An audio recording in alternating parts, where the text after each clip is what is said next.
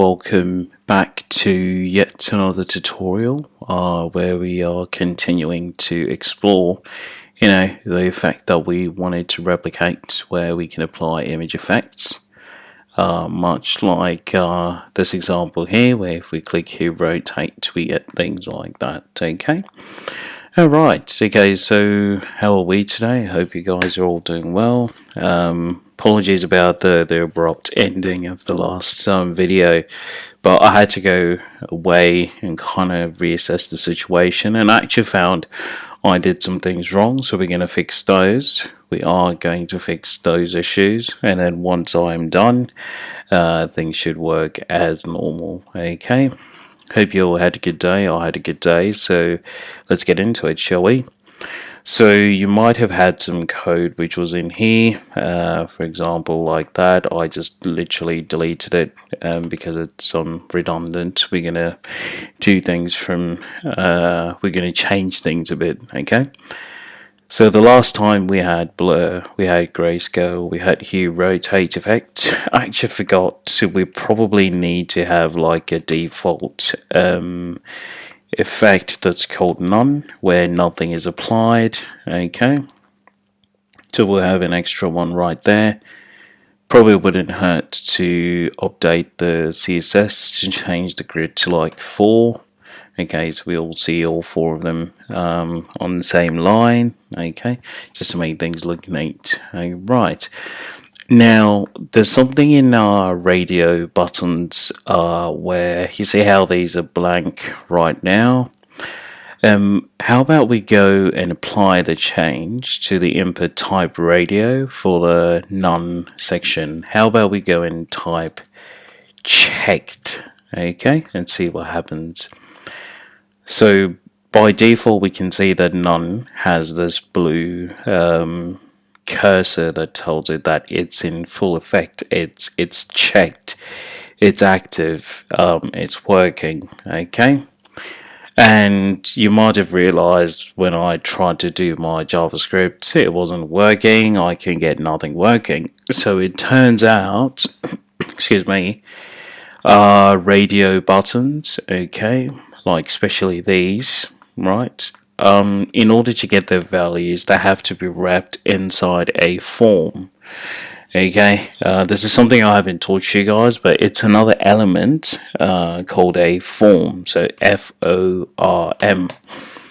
In simplest ways, what's a form? You guys must have seen it a lot of times. A form is basically something that takes input. So imagine you're logging into Instagram, so this is a form. Okay, so you have a form which takes your phone number, your username and your email address, and then your password. Okay, and obviously you've got this button which will authenticate and get you into the program. Same thing, you could have YouTube if you want, you could have Facebook login. Okay, so think of a form is something that you can use to like get data and authenticate someone. So this is a form and essential. Now, in order to get these buttons working, I'm going to change. So if you notice, between line 16 and line 33 we have this image effects div tag. Okay, so I'm just going to click on the first one, or hold down the Alt key, Alt, and click the last one, and I'll backspace and say form. Okay, so I'll replace the div tag with the form. Okay, and I'll show you guys why we did that, because it's something I actually learned as well. I wasn't quite aware what happened, but it's something I discovered. Alright, so we want to give our form a name. In this instance, I'll probably repeat the class, but I'll remove the special character here, the dash, the minus, and I'll call it image effects with a camel casing spelling. So camel casing means I have lowercase and uppercase characters mixed together. Okay. Alright, so what do we do now? Let's call the form from, I'll split these into two so you guys can see what's happening step by step. So I'm going to call this form in JavaScript. I'm going to go constant form, and then I'll go equals document.forms dot the name of this form here. So we called it image effects. We go image effects. Okay. To prove that it's working, we can go console.log form. Alright, and there you go. Alright, this is our form. Okay, the moment you highlight it, it goes blue for all the elements. Right, the next thing we want is we want to get every input radio with the name effect. So we've got input radio here, and then we've got input radio for blur, we've got input radio for grayscale, and hue rotate. Okay, we can't call all of them one by one, so how do we do it? So let's go constant radio effect. Okay, and let's go equal form dot elements dot the name of the element. So in this case they all share the same name, which is effect. Okay, there we go, effect, like that. Now if we go console dot log radio effect, you can literally see that it brings back a radio node list.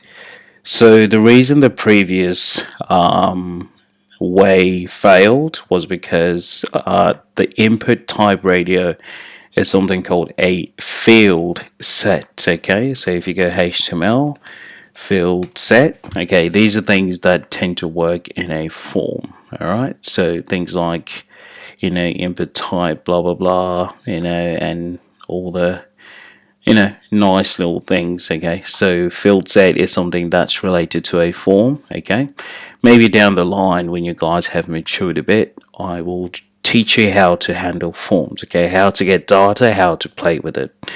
All right, so now that we are getting our radio effect, what do we need to do? So the next step we want to do is we want to get the value of each one. Now notice we haven't assigned anything, so if we click stuff, we don't know what is happening. Okay, so we need to be able to detect a change. So if I click this, I want to be able to know that, oh, we've clicked this input. If I click this, I want us to be able to know that I've clicked this input, etc, etc, etc. Okay, so what we do next is we will apply a change event to our form. So I'll write comments for you guys and say get the image effects form over here, and then I'll say get the input radio buttons. Alright, cool. So what we do now is, because we already have a constant echoing our brief introduction to ES5 versus ES6 syntax, normally you would write it as var, but the problem with var is I can come here and go form equals 2, which is very dangerous because you don't want things to change. You want things to be immutable, that is unchangeable. Okay, so here we'll go form.add event listener, just like we added event listener to the window. Okay, so event listeners apply to every element essentially. So we'll go change because we wanted to detect whenever something happens, whenever a state changes on the form. Okay, so watch this. I'll go console.log and say form has been changed. Okay, so you can see, right, so if I click blur, okay, it tells me form has been changed. If I click here rotate, it'll tell me again form has been changed, and if I click grayscale, the same thing happens over and over. Okay, alright, so now that that's happened, what you'll need to do next is we'll go radio, so we want to go console.log radio effects, okay, and let's just see what happens. I'll return the console.log here and go radio effect so you guys can see what's happening. So we've got this node list which has these inputs. So if you notice, input with 0 maps to the first one, input 1 maps to the blur, okay, input 2 maps to grayscale, input 3 maps to hue rotate. That's a length of 4. So remember, in computers, we always read numbers starting from 0 instead of 1. So 0 is actually a number in computers. Okay. Now, what we want to do is we want to get the value. So let's say we clicked blur, right, which is this. We want to get something called the value. Alright. So we want to get something called the value of the element. Now there's probably heaps to scroll, but I'll go all the way down, okay? So see how it's got value on, okay? We want to change that because imagine, let's do a quick rundown, shall we? So see how this image here, right? I'm just going to use this element.style section, okay, and go filter and go grayscale 1. So you see how it's changed to black, alright? So that's the same thing we want to happen to our image. But we want to give the input, like the radio, let's say, for instance, input type radio here. If we click it, we want it to return a value that says grayscale 1. Now, how do we do that? Simple. All we do is we go value equals gray scale, and then we go 1, for example. Okay. Oh, sorry, I put it on the wrong place. Apologies. This is blur. This is blur. We need to do it here where it says grayscale. So we go value is equal to grayscale, and we go 1. Okay, perfect. Now, looking back at some of these effects that were here, right, so we notice blur is 5 pixels. It gets really fuzzy. But for us, we want to do value equals a blur of 2 pixels. Nothing too erratic, okay, something very simple. So hue rotate, it goes in degrees, so 0 to 360 degrees, like if you know a circle. You have a full rotation, or even a watch. You know your watch. Okay, so I'll just Google it and show you guys. It's rather easy for me to demonstrate with pictures rather than having to try and explain to you visually. So if you know simple maths, really, you can do this in radians or degrees. So degrees, obviously you have 0, then you obviously got 90 there, then 180, then 270, then 360. Okay. So in this case, you can go between 0 to 360. For us, we'll just go value. Hue rotate, okay, because remember we want to match this naming convention, right? And let's give it 90 degree for starters, shall we? Cool. So watch what happens now, because we've attached an event to the form. So every time we click one of these, we need to get the value of the input. Now, how do we do that? Simple. So we just go dot value here, because remember, radio effect is essentially either one of these inputs. So how should we do that, shall we? So if we go click, now blur gives us blur is 2 pixels. If we click grayscale, it'll give us grayscale 1, which is this value right here. Okay. And let's go hue rotate, which is that. Now, you might be confused. You can easily go console.log, radio effects, okay? So whenever you click the specific radio button, it comes up with the exact button that you want. So in this instance, we know input 1 is blur. So if you scroll all the way down, to value, you can see it's got blur to pixels, and that's perfect. That's what we want. Okay, now the next part. The next part, how then do we get this value to be applied to the image? Now, I've been refraining from trying to overload you with this information, but JavaScript, the beauty of JavaScript is you can also apply CSS using JavaScript. Okay, and it's very easy. Don't freak out. It's super easy. You can count on it. It's super easy. Okay.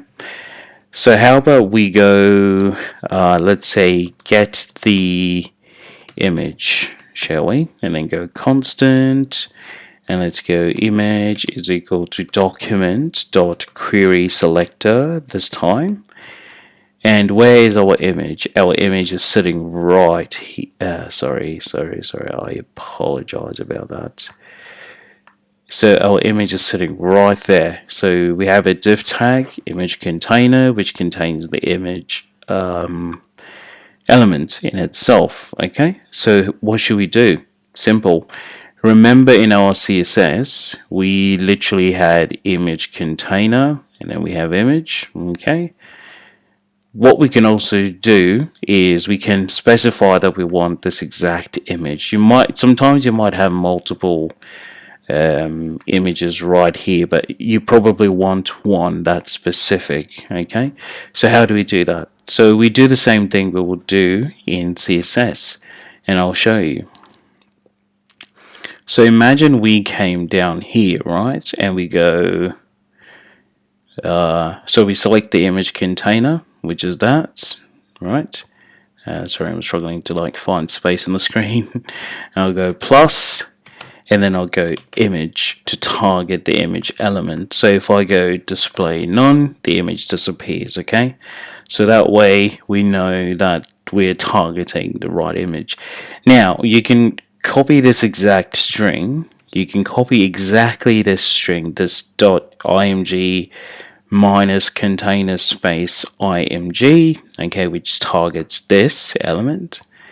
And you see where it says constant image is equal to document or query selector. Okay, so the query here, the query is we're trying to talk to the document, which is HTML. And then selector, remember a class is a selector and ID is a selector. So we literally just pass that exact string in quotes, obviously. So remember, wrap everything in quotation marks, okay? And then there you go. And we can prove that we've done the correct thing if we go console.log and we go image. Okay, and there's our lovely image right there. Perfect. Hope you guys are having fun and you're keeping up. Okay, we're nearly done. We're nearly done. Nothing much to do after this. You can count on it. Right. Excuse me. So what we need now is that whenever the form is changed, we now want to apply the image filter effect based on the radio button value. Now, what's the value? Remember, the value is defined here. So blur 2 pixels for the blur effect. For the grayscale, it's grayscale 1. And then obviously the hue rotate is the one taking degrees and all that funny stuff. Okay. Yeah, so there you go. Now that we're acquiring the value, you can choose to store it in a variable. In fact, let's probably do that if you want.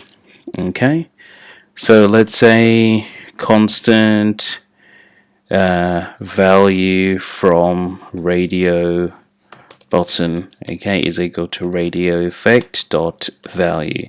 So you can store it in a variable, so you don't have to write radio effect dot value all the time. You can just then call this. Right, now image. See, we've got image right there. So we literally just have to go img dot. Now remember that CSS is a style sheet, okay? Sorry, apologies. If you go here, link rel is style sheet. So in JavaScript, there's an attribute called style that you can apply to an element, okay? So in this instance, the element is our image right there, okay? And then we're going image.style dot. In this instance, we want to do the filter, okay? Because remember, in CSS, we can apply filters just like this. We go image and then we go filter, okay? So in this instance, we're going image.style.filter is equal, and now you can choose to do this in two ways. I'll show you the ES5 version. So I'll go ES5 JavaScript syntax, okay, where you will go value from button plus colon like this, okay. So what this will do is if we have a closer look at the image itself, so watch what happens right here when we click blur, okay. So what it's meant to do is it's meant to take the value of blur and then apply it to the image, alright? Now, I don't know why it doesn't like that. Maybe let's try image dot set attribute. Yep, that also works. Now let's go style and let's go value from radio button plus colon, because we want to close the statement. Alright, so if we click blur, okay, so you see how the image now has the filter. Oh, it doesn't have the, we forgot to apply filter. Apologies, I didn't see that. I'm so sorry. So what we do now is we go filter and then we go plus, because it's a string. So this is a string, but because we're interrupting it with an object, we need to go filter plus, let's say, blur 2 pixels plus that, so it's dynamic, okay. So if we go blur, you see how it's blurry already. Now you can choose to do it this way. Personally, I don't like it.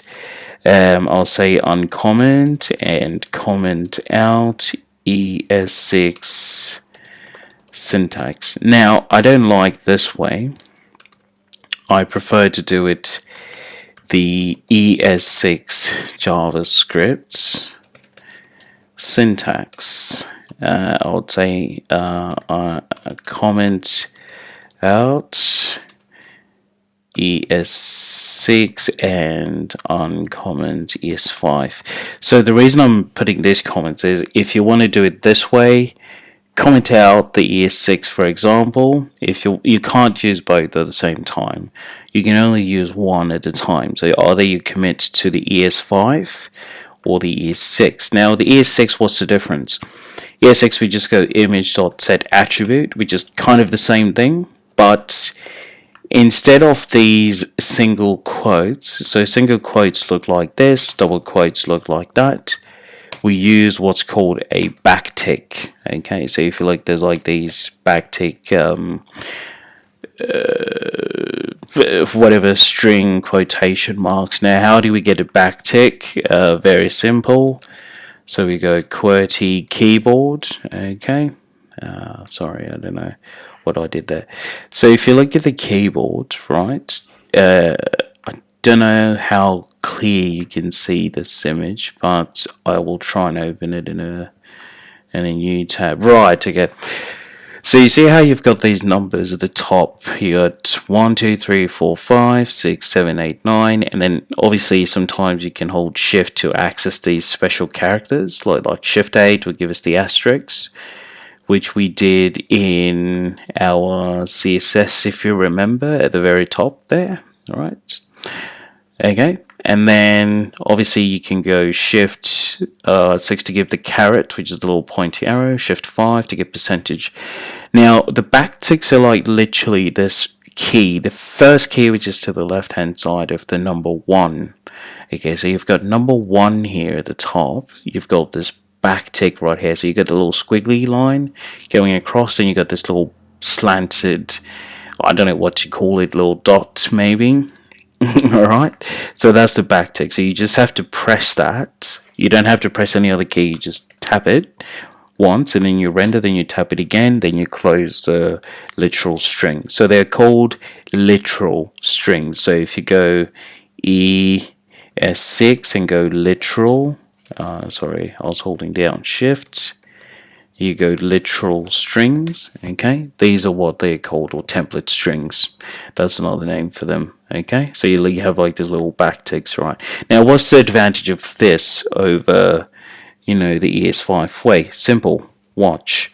So let's do the template string as style, okay? And let's do it like this. We go filter, and then instead of us going plus this plus that, okay, we go $sign and then open these curly braces, and then we pass this variable right in here and go value from radio button, and then close our literal string.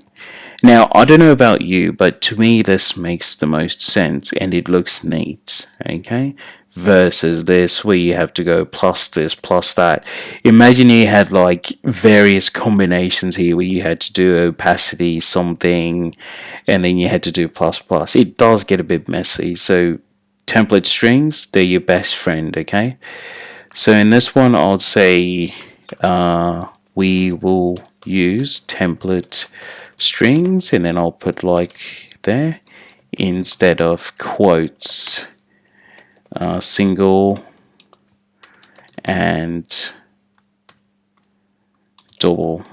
All right, okay, cool.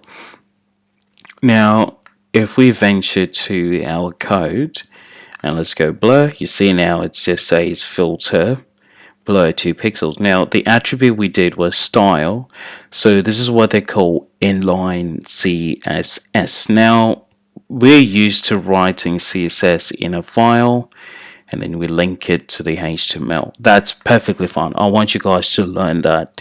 You might find that in some code, some people might actually write inline CSS like this. So let's go opacity 3, for example. 0.3, because opacity is from 0 to 1. So some people might do something like this, where they write CSS within the HTML element, okay? So this is what we're doing with JavaScript.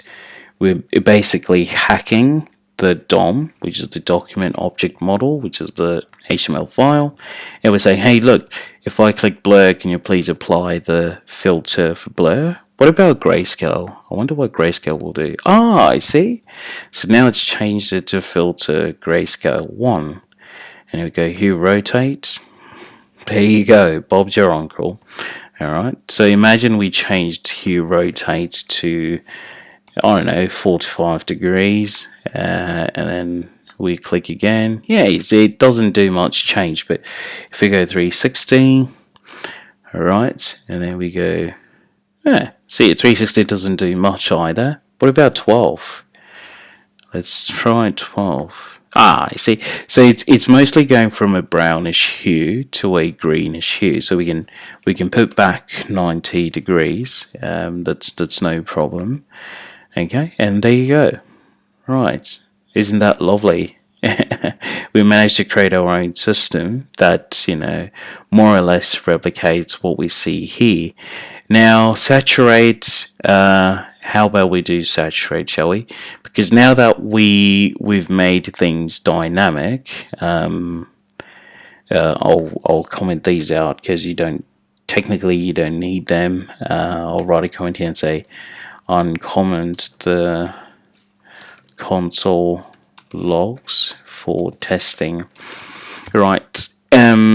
So if you look at the console log, nothing should be displaying. Oh, we do have this one here.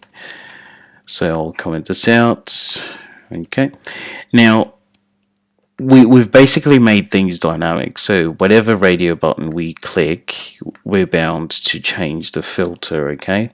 Now I'm pretty sure you can combine different filters. So you can go blur 10 pixels, for example, and let's go saturate, and let's put 8. You can do that. Whether I want to teach you that now, Probably not. That could be your own exercise where you can learn how to do that. Okay, I've pretty much given you the hints on how to do the whole thing. So what you can do, you can even expand on this. So instead of limiting yourself to just this, you can probably do one for opacity, right? And change this to opacity. And opacity is always between 0 and 1. So you want to go 0 0.1, 0 0.2, 0 0.3, 0 0.4. 0 0.5 is 50%, okay? So in our case, let's go 0 0.5 and see what happens. Okay, so we go opacity, and then we click that. Now the picture is a little bit dim, okay? And you can continue adding to this. You can even go saturate like we saw. So we go saturates, saturation, so saturate. Let's change this to the number 8 and let's go saturate. Alright, let's see what happens there. I see, look, now it's changed. If we go blur, if we go grayscale, if we go saturate, you know, things look awesome. Okay, I'm very happy with this. I don't know if you guys are happy, but I like a good challenge. At least I learned something as well. So yeah, keep expanding on this code, keep tweaking it, keep playing with it, understand how it works, and yeah, I hope you guys had fun. I had fun. This is something that you can show your parents and your friends at school and be like, hey, look, I know how to make cool stuff, right? So there's that. Now maybe we probably want to clean up a bit on the way our CSS looks. So I remember an image effect we had display flex. Okay. How about we go ahead and tweak that, shall we? So let's yeah, why not? So let's tweak that.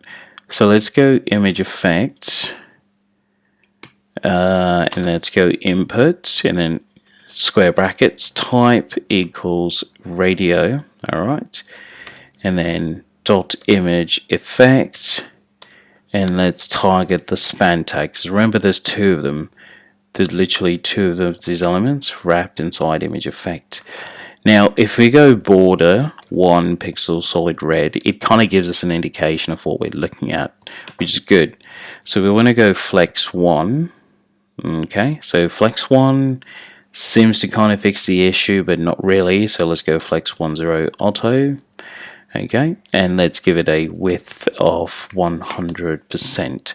So everything is full on 100%. Okay, so let's get rid of the border and let's copy this into our CSS. All right, and let's just stick it up here. Okay, so this one can go onto this, so it looks neat.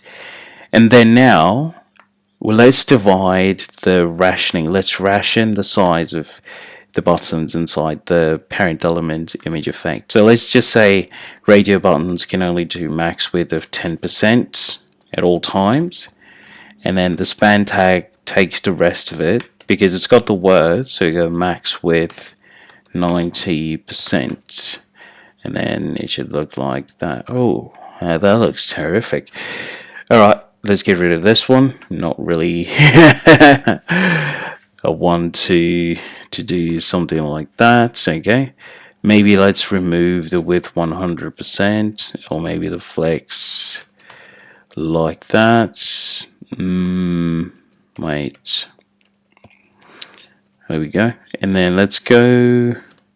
Let's see what happens if we go maximum width on the span tag. So let's go span tag and go max width 90%. It still doesn't react. Okay, so let's have a look and see. It's almost like a 50-50 if you look at it. So if this one's, what did we set our radio to? So 20 pixels. Alright, why don't we go with 100% here, and then I'll show you what it looks like if I go with 100%. Okay, so this is what it should look like. But then let's go maximum width, and let's keep it to 20 pixels, shall we? Okay, cool. It's already 20 pixels, but now let's keep our text at 100 pixels, maybe. Yeah. I'm wondering why there's this little funny gap. Oh, is it because it's centered, is it? Ah, right. Okay, there we go. So if you remove the place center, that should fix most of the stuff. So perhaps we don't need any of that, whatchamacallit, the display flex on these things. So we probably don't need any of that. So see, sorry guys, just cancel all that. So cancel this, and let's go to the grid, and let's get rid of this. But now we don't have that much gap here. It's simple. So all we do is we just go gap, okay, gap, and we go 20 pixels.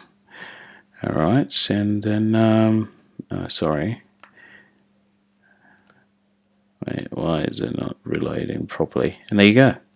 So now everything looks a little bit nice. Maybe we can apply some padding. So let's go padding, and let's make it 15 pixels. Why not? So things are not on the edge. And there you go. Aren't we happy? See, look. So now things look a little bit nicer. And now you get to play with the code. So yeah, this is awesome. I will go ahead and stop the video here. Hope you enjoyed the lesson. Happy to have conquered another challenge, and let's get on to the next one. So maybe Sunday I'll let you guys, Sunday my time is Saturday for you guys, sorry. I'll let you revise this work, and if you have any questions, please reach out. Otherwise, the next thing we'll probably look at is, other JavaScript related animations. Okay. I hope you guys enjoyed the lesson. Thank you so much for coming, and it's bye from me.